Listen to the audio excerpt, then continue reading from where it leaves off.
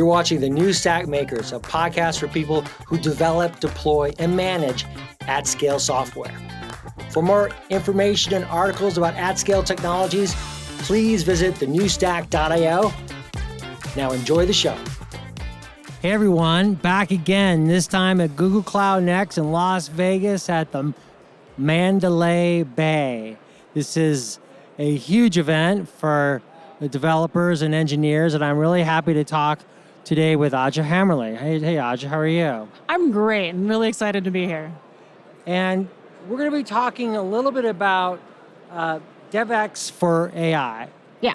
And really talking about how people can get started. And, you know, it's not as complicated as some people might think, right? A lot of the terms are very new, but a lot of it is just, as you said, software engineering. I mean, it all comes back to software engineering eventually. But DevEx AI is interesting because when people talk about DevEx for AI or DevEx AI, there's one of two things they usually mean.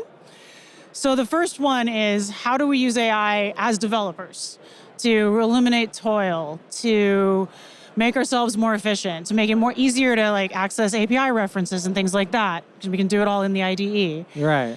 So there's uses of AI there, and those are super cool, and I'm super into those. But there's also, how do we as developers use AI in our applications, and what tools exist for that, and how do we do that effectively as well?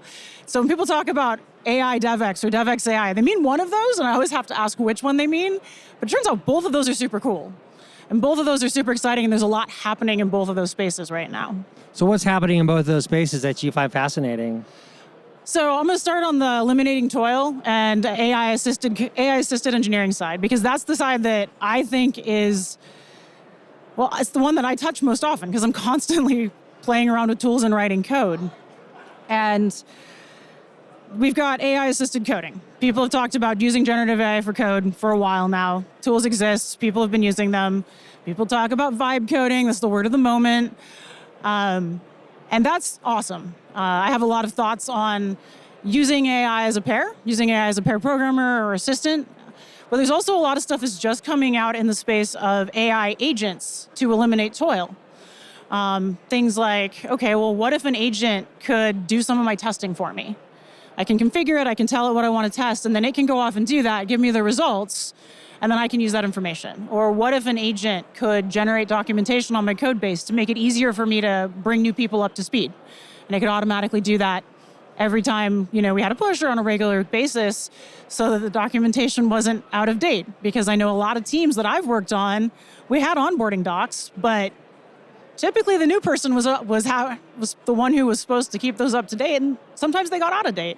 So if we have agents to kind of do some of that toil for us, it lets developers focus on the cool stuff, the big ideas, the building things, solving real problems for users, and I love that stuff. So, number one, would you say consider AI agents if you're getting started with app development in the AI space? Would you put that secondly? So where would you put that So that's a good question. So if you're getting started building AI apps, I wouldn't start with agents. However, if you're getting started using AI as part of your development workflow, I would definitely put that agent second. The first thing I would get comfortable with, or at least try to see if it works for you, because it doesn't work for everyone's flow, is trying AI-assisted coding. Try something like Gemini. Try something like Gemini Code Assist, Gemini and Firebase, AI Studio, and work with it. Give it a natural language prompt and see what the code you get back is. Edit it. Treat it as a pair. Someone to ask questions of and get feedback. And, one of my favorite things to do is, hey, explain this code to me when I'm learning a new code base. Someone says, hey, can you check out this code and help me debug this? I ask Gemini to explain the code to me because it gives me a very quick overview. And then I can start digging in and use my engineering skills to dig into the bugs. So if you're going to start in the space of using AI for coding, yeah, I would put AI-generated code first as a thing to get comfortable with, or AI-assisted coding first. And the second thing is agents. Look into the parts of your software delivery lifecycle that are toilsome, that are hard and difficult for your team to stay on top of, and see if there's an agent that will help you with that. And if there isn't, you can try building one. Okay, that's really good advice. And let's dig into the agents a little bit, if you don't. And and when I think about the agents, I also think about how are they built? how do you make sure you're using one that fits what you're needing to try to do? How long of a chain are you building with that agent? Those kinds of things. So what should people be considering when they're like looking at agents? So the answer, unfortunately, to this question and a lot of questions is it depends. It's going to be your particular code base, your particular team, and the particular workloads you want to do. So maybe we could start then with you. Like when you started using AI agents, what did you do? How did you get started? Where did you look? What were the kind of things that you did as a start? So I looked at the stuff that took me a lot of time that I knew could be automated, and I was comfortable that the process could take place and I could review the results, and I felt comfortable with that flow. So for me, the documentation one is a big one. Documentation on code bases, documentation agent, and getting those docs up to date. That's a thing that I thought was really important. I wanted that stuff, and the agent was there, and so I was comfortable with it. If folks are building agentic systems, maybe for development or maybe for their customers, a lot of it's going to be about figuring out what the use case is, how the agent can help you, and then how you build in evaluation and other things to make sure that you're getting the results you want and that they meet your bar for quality. So a lot of this is about cognitive load in some ways, isn't it? And like how you're trying to decrease that cognitive load. And how do you see that comparison between building AI systems with, for instance, agents and traditional development? So the thing is, I don't see them that different. I'm going to admit, the AI stuff is new. Agents are taking off. They're not actually new. The concept of agents has been around for a very long time, but in the context of Gen AI, they're new. And there's some new stuff there. But at the end of the day, the stuff you end up thinking about and the cognitive load is performance, it's quality, it's testing, it's, usage patterns, it's are you meeting the needs of your users? All of that stuff is stuff that existed before. We're just thinking about it with a different set of tools, different set of APIs. And where AI can come in is that it can help summarize a pile of issues for you. It could potentially summarize the last couple minutes of alerts or the last hour of alerts if you have a tool that does that and get you up to speed on your monitoring alerts. It makes you more efficient. It makes it easier for me to do my job with a lot of the things that I do because I have this assistant that I can lean on when I want to. And if there's things I don't want to, and there are, I don't. And that's the thing. And so I think it can help reduce that cognitive load and that it makes it easier for folks to eliminate some of the toil. And it makes it so that you can focus on a limited set of things and it's taking care of some of the other things for you. And you can check back and when it's done and when you're ready. Yeah, there are lots of different expertises that people have, yes. Right? There's different domains of expertise in AI development. And a big part of AI development, you talked about it just before, like that partnership, that collaboration. And you mentioned pair programming, but in a different context than you often hear it. What is that collaboration? Is that the pair programming with the AI? Yeah, so my background, I did a lot of pair programming for a lot of years. I worked at a place that was 100% pairing for several years. And the way I interact with an AI when I'm doing coding that's AI assisted, I don't call it vibe coding because it's a collaboration, is I'm interacting with it like it's a pair. Like I'll say, hey, can you help me write this code? Or hey, is there a way to optimize this code? And if it generates code, I'm gonna look at it. My engineering heart says that no code should ever make it to prod without multiple sets of eyes on it. And AI does not change that for me. But what it is nice is that I have that pair who's available whenever I want. So if I have a crazy idea at 2 a.m. and I wanna go hack something together to show the team, I can sit down, they have the AI there to help me with the pieces I'm not as strong at. I'm not great at front end, I will own that. I am incredibly, incredibly in awe of people who are. It's just not where my talents lie. So I can have the AI help me with some of that stuff, remind me of how to do stuff, generate some of the code for me. And I get to hack away on the stuff I like in the back end. I get to hack away on business logic and hooking it up to various APIs and hooking it up to Gemini and things like that. So having that pair there all the time is really nice. And I just treat the AI like I treat a pair. When I was preparing for our interview, I came across a link to YouTube, and it was like a playlist of sorts, but when I clicked on it, it showed you speaking at a Ruby conference. Yeah, that one exists. Was that like 15 years ago? Probably the last time I did Ruby professionally was about 15 years ago now. Yeah, 12 to 15. So you've been a developer, a system administrator, you've been a tester, a project manager. Yeah. I did not pick a major in tech. And I actually think that's one of the reasons I really like AI, is that I've done a lot of the jobs. I carried a pager half-time for over a year. I racked servers. I did testing, both manual and automated. I ran user testing at a startup I was at. I did user testing sessions. I did dev for the longest of all of those things. I was program manager for a while too. And because I've worn all the hats now in DevRel, I see all the different jobs that exist in software. And so I see all these places where AI can, make the stuff that's boring automated, make things more efficient, help us out. I want the AI to help me so that I can focus on the things I enjoy. I tend to write Ruby when I do, which is not often these days. I don't use AI for it. I like writing it by hand. There's other languages I'm not as strong at where I get AI help. That works for me.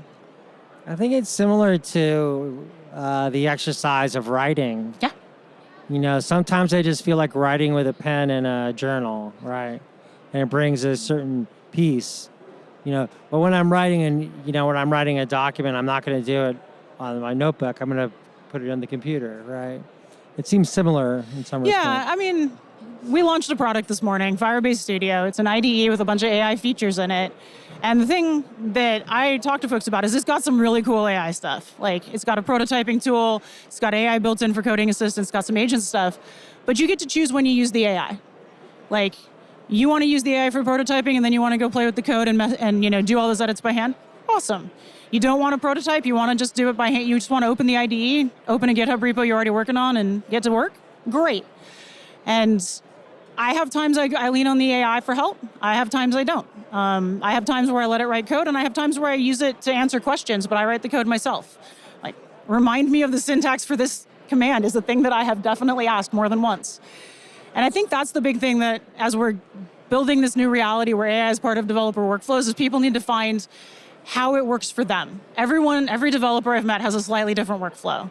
I'm big on pairing, I'm big on lots and lots of tests. I like test-driven development. That's one way to write code. There's other ways to write code that are also very effective. And so experiment, figure out what things you get the most value out of and use those. And if something that someone else is doing doesn't work for you, okay, don't use it. Like, the art of development is very individual at the end of the day. It's between the person and the keyboard or the pair of people in the keyboard. Yeah, I think that's really good. That's a really, really good point. But when kind of going on this journey for like building AI apps and kind of the developer experience that goes with that, we've talked about AI agents. We've talked about the pair programming capability. There's also, though, monitoring you need to start doing to make sure that the app isn't breaking and such. And you're monitoring different things, though, in an AI app, aren't you?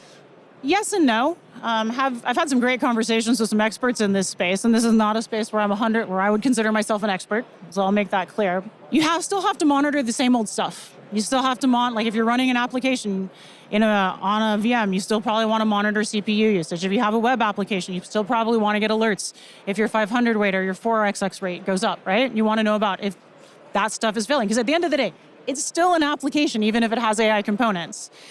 But the other thing that when people talk about monitoring with AI, they're typically talking about evaluation. And what kinds of monitoring of the responses you're getting do we do to make sure that it's meeting the needs of your use case, of your users, of your team? And that's just testing. There's different ways to do it. You can use AI to do it. There's tools and products to make it easier. But at the end of the day, it's figuring out what are the bounds that you want, and then setting up an automated process to make sure that you stay within those. And it's new techniques, but it's just testing.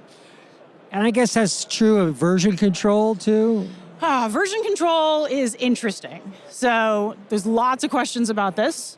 And the place that I've thought the most about is how do we deal with prompts? Do we put our prompts in version control or not? And my answer is yeah. If they're important to your app, you should put them in version control. And there's tools to do that. There's tools like GenKit uses .prompt. There's other frameworks out there that have ways of extracting your prompts from your application code to do that. Version control for AI apps at the end of the day, for the most part, for the applications, is just an application. It uses cool new technology. It uses models and agents and stuff, and maybe builds models and agents. But it's just an application, so all of the stuff we've been doing on version control, still pretty much the same. So is it more fluid with the models? Because the models don't have, well, they do have versions, don't they, to some extent? Models have versions, and this is not my area of expertise, so I'm not going to go into detail because I don't want to get it wrong and I don't want to mislead folks. Right. But when it comes to the app, you're like updating the app, and you're doing it through. You may do an update to your the API for the model that you're pulling in to help the app kind of use the data in some manner, right? Yeah, I mean, this is a large oversimplification, but when I'm thinking about architecting systems at the very basic level, a model is a data source that I access via an API. Now, it has particular things that it's really, really good at, and has particular data that it's amazing at. But from an application architecture perspective, a model is a data source that I access via an API. Now, I have to put checks around that like I would around any data source to make sure that I'm getting good results back, to make sure that I'm not getting errors and things like that. And if you want to update the version if you're going to update your database, that has implications on your app code. If you're going to update your model, that's also going to have implications on your app code. And they're different implications, but the process that you go through as an engineer is often very, very similar. Like you look at how you're connecting, you look at the queries, prompts you're using, things like that. So you just were part of the launch for Firebase. Firebase Studio, yeah. Studio. And what does that say to you about where we are going with DevEx for AI and the way we're thinking about, AI app development? Because we talked about, I just want to review it again, you start like a developer would, thinking about what app they're going to build, then you might use some pair programming, you might use an AI agent for the systems in your developer environment. Yeah. And then the monitoring and so on. Where does Firebase fit into that? Does it handle the developer environment? Where does Firebase fit in, and what direction is it going? So Firebase Studio is a AI-enhanced, AI-assisted, an IDE with AI assistance built in. Right. A couple different kinds. We've got some agents. We've got a prototyping system, and then we've got a full IDE, and that's the part that I like and use fairly often. I love the prototyper too. We've got a full IDE that's got Gemini built right in. And the cool thing, I think, is that you can move back and forth. And in terms of direction, honestly, stuff's moving real fast. The stuff that I'm excited about that I'm seeing is I like coding. I like building stuff. I got a degree in CS because I like building cool stuff that I can share with the world. I want to get my ideas out there. And the thing I like about AI is that it's making that iteration cycle faster for me. I can hack something together with the AI or not hack it together, actually do a good job engineering it, depending on what I'm doing, in a couple minutes. And I can show that to someone, say, hey, is this what you were thinking? Or, hey, do you think that this would work? Like, I had a couple ideas for some apps that I played with, and I put them together in Firebase Studio, a couple prompts, got a basic prototype, and I'm like, that sounded like a really good idea last night, and it's not now. But I was able to find that out quickly, and I was able to get it working and get something that was AI-enabled and worked with Gemini relatively quickly. And that's what I'm excited about, is that it's making it easier for us to try new ideas and iterate on them. And if they're not good, we haven't lost a ton of time. In some cases, a whole team was how it was when I started in the industry. And so I'm really excited that people are going to build things that I've never thought of because it's going to be, I won't use the word easier, but faster. Or you're going to have tooling to make it. I don't like to use easy because I think it makes coding sound easy. And Yeah. The tech is still the tech, but I think it does enable you to prototype faster, to try ideas faster, and to get feedback faster. And I'm a huge fan of fast feedback loops. That's why I like test-driven development. I can find out real fast if I mess something up. So I'm really excited about that. I'm also really excited about the fact that things that I am bad about remembering to do get easier. Code Assist has got some really cool agents that can help me with some of the things that I'm bad about doing. I have definitely used an agent to help me come up with a commit message before when I couldn't, my brain was just done. And so having tools to help me be a better engineer, that sounds awesome.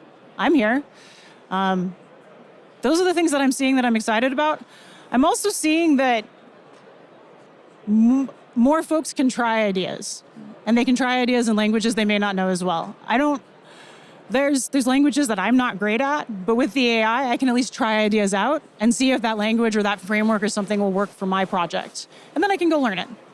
With the AI helping me, I ask it to explain things and teach me a lot. So, Asha, thank you very much. Very insightful. I appreciate the time. Thank you so much for having me. If you like this video, please give us a thumbs up.